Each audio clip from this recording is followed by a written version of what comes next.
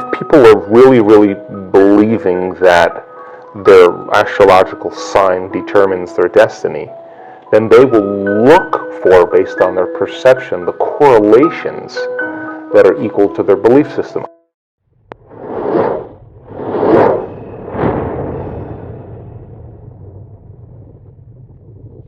Hello guys, are you trying very hard in your life?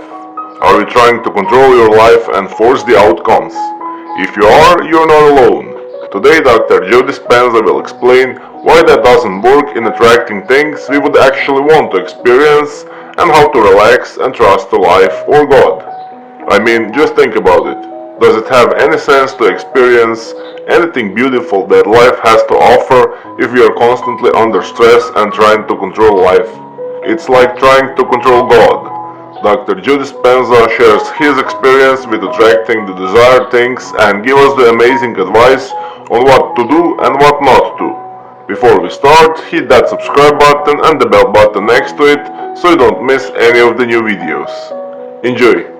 I don't particularly believe that because I'm born at a certain time under a certain house that has anything to do with me creating the life that I want to have, right? So many people will, though, and because they do, they'll select, like, oh, I saw 11:11 on the clock. Well, you've seen 2:36 on the clock and 4:18 on the clock, but you're looking for 11:11. Well, then that's your reality, because that's where your attention is, right? So I don't subscribe to that, but I respect that, because that person is going to keep that belief until it no longer serves them, and they're either going to evolve their belief or they're not. And if they don't, so be it. But if they do, they're going to realize sooner or later it's not working for them. I have certain beliefs right now that I honestly am questioning, that I still think are limited beliefs. But in order for me to change those beliefs, I'm going to have to come out of my resting state, have to step out into the unknown, and really check to see and execute in a very different way. Now, to build on that model, then it's going to require 1 foot in the practical world and 1 foot in the mysterious world. Because I can't control all the events that happen in my life, but I can certainly make choices that are going to bring me closer to those experiences. Now, I also know from experience that when I'm living by the hormones of stress and I'm living in survival, that you and I and everybody else is always going to try to control the outcome, to try to force the outcome, to try to get in the way, try to analyze when it's going to happen and how it's going to happen. Now, when that occurs, we're really bad. We're competitive, we're manipulative, we'll hold on to things, we're deceitful, we're greedy, because that's what those chemicals do. So we're always trying to control and force the outcome, because in a sense we feel separate from something greater. We feel like we're matter trying to change matter. We feel like we're vibrating at the same speed as everything else, and so we have to get what we want. Means you have to go and get it, and so then people start mixing spiritual principles with that phenomenon, right? So then that's not what I'm talking about, because I'm talking about if you're able to understand that when you're living by the hormones of stress, that your senses are heightened, and that you're a materialist trying to define reality. If you can't see it, feel it, taste it, smell it, it doesn't exist, and you're getting ready for something bad to happen, and be prepared to protect yourself, and that's how most people live, then everybody's doing that. Everybody's matter trying to change matter, and sooner or later we're going to bump into each other, and there's going to be sparks, right?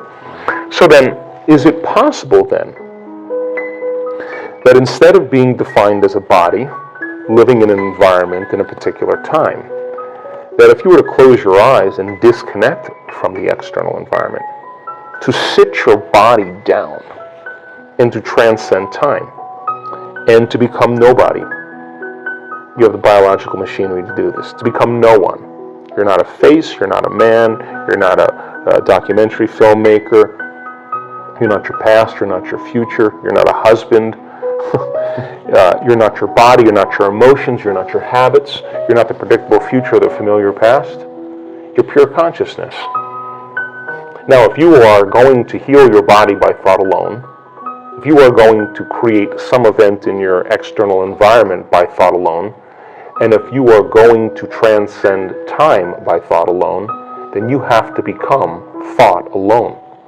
And so when people start to really realize that they can change the neurocircuitry in their brain by thought alone, send new emotional signals that begin to select and upregulate new genes and downregulate other genes, and it may take knocking on that door for extended periods of time till finally the gene is programmed. Because it took them 10 years to program the gene for the disease, it may take them a few years to reprogram the gene. Now we're talking about pragmatist. We're talking about someone who's applying some principles.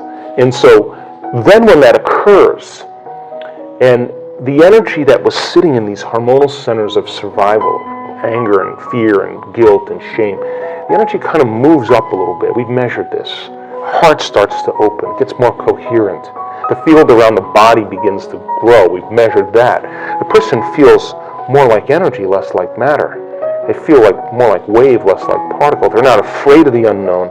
They're not afraid of the unknown. They're craving and they're trusting in the unknown. And that kind of expanded energy is now they're no longer enslaved emotionally to the past.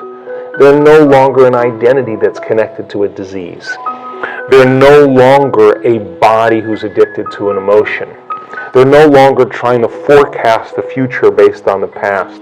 They're no longer a man. They're no longer a woman. They're no longer a nurse. They're no longer black. They're no longer white. They're no longer anything. They are completely poised in the present moment. And that present moment produces a liberation of energy because the body is no longer held to the chains of the past. And that liberation of energy then begins to produce a biological transformation in the brain and the body. We've seen it. The brain gets highly coherent, gets super organized. The person feels whole. We've measured that. Their heart moves into a state of joy and love and gratitude. We measured that. The field around their bodies and hands. We measure that. And the person no longer cares about the future or the past. They're happy in the present moment. They no longer want anything because they're whole. And if you're whole, it's impossible to want. And that's the moment it happens. And so kind of this paradox that begins to occur. So why am I explaining it like this? Because I want to answer the ultimate question of what you're asking, is that there's an intelligence that's giving us life. It's keeping my heart beating and digesting my food and organizing trillions of functions per second in every cell of my body. I'm not doing that. I'm having a conversation with you as a free-willed subjective consciousness. But there's an intelligence within me that's always endorsing who I'm being. And that intelligence is a giver of life. So to demystify it then, and this is where I part from the spiritual community, because when your will matches its will, when your mind matches its mind, when your love for life matches its love for life, it begins to work in ways that are mysterious. Now, why is that important? Because the mysterious is the unknown, and the unknown is unexpected. And the unexpected should bring a surprise. And that surprise should be outside of my current beliefs. If it's happening, how could I expect the supernatural to happen if I'm expecting it to happen? It's impossible. But if I'm in the unknown and I'm open to possibility, then I should be able to create an unknown experience that I can't predict the emotion or the future event of how it's going to occur or when it's going to occur. It's not my job. And the side effect of that is this mysterious surprise that changes my biology from the new experience and then causes me to change my beliefs. And I've had enough of my own mystical moments.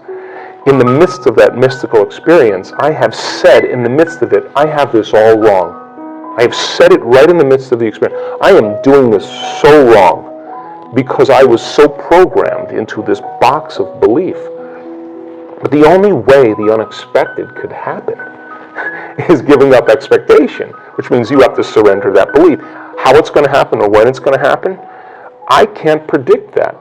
So then that same intelligence that's giving me life according to the quantum model of reality is the same intelligence that's creating supernovas and causing flowers to bloom. It's within us and all around us. It's a very wave of quantum physics. I can't control that. I can't expect how the particle is going to appear or when it's going to appear, but it's not my job. My job is to move into different states of being and be open to the mystery of how it's going to happen. So, if I said to you today, Ben, that I had all the answers to everything, I would certainly be limiting this conversation. But I am open to the mystery of life. And the mystery of life then means that if we're asking certain questions, and we even speculate that it's possible, then someone has to step out of their present beliefs to see if it is. And so I'm not interested in the natural. I'm not interested in the normal. I'm interested in the supernatural, the supernormal. And I believe, from my present state of ignorance, of course, if we're going to use the word belief, that you don't have to be a Buddhist monk. You don't have to be a nun with 40 years of devotion. You don't have to be a religious scholar. You don't have to be a researcher. You don't have to have a PhD to do this. That common people around the world can do the uncommon.